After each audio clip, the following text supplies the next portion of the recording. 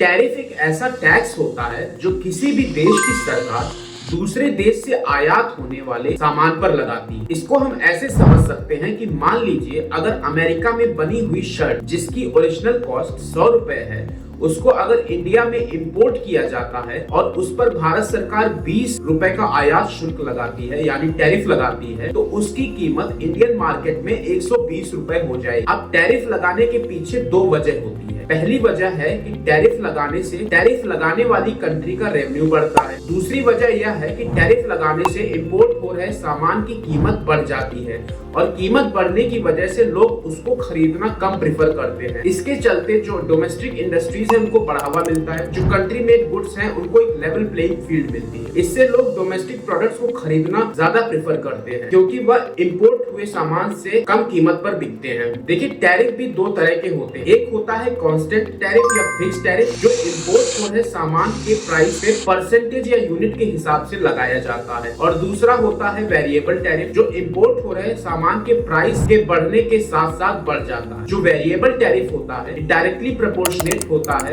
Import हो रहे सामान की कीमत पर। जब कीमत बढ़ेगी तब वेरिएबल टैरिफ भी बढ़ जाएगा और जब कीमत कम होगी तब ये वेरिएबल टैरिफ की कीमत भी कम हो जाएगी। तो बेसिकली अगर टैरिफ का मेन पर्पस देखा जाए तो उसका मेन पर्पस होता है रेवेन्यू जनरेट करना और डोमेस्टिक प्रोडक्ट्स को प्रमोट करना। टैरिफ जो होता है वो फॉरेन कंपटीशन को मार्केट में कम करता है और डोमेस्टिक प्रोडक्ट्स को एक बढ़िया अपॉर्चुनिटी देता है कस्टमर्स को अट्रैक्ट करने के लिए। देखिए, अगर डोमेस्टिक प्रोडक्ट्स की सेल बढ़ती है तो इससे डोमेस्टिक इकोनॉमी मजबूत होती है और एम्प्लॉयमेंट जनरेट होती है, जिससे जो कंट्री की ओवरऑल इकोनॉमी और जीडीपी है वो भी इम्प्रूव होती है। अब ये जो टैरिफ होते हैं ये डंपिंग को भी प्रिवेंट करते हैं। अब डंपिंग क्या होती है? कोई भी इंपोर्टिंग कंट्री अपने सामान को सस्ते दामों पर किसी भी इंपोर्टिंग कंट्री में भेजती है। इससे क्या होता है, वह पर्टिकुलर सामान का जो मार्केट शेयर होता है वो बढ़ जाता है और आगे चलकर इंपोर्टिंग कंट्री अपने डिक्टेटेड टर्म्स और डिक्टेटेड प्राइस पर इन सामानों को बेच सकती है।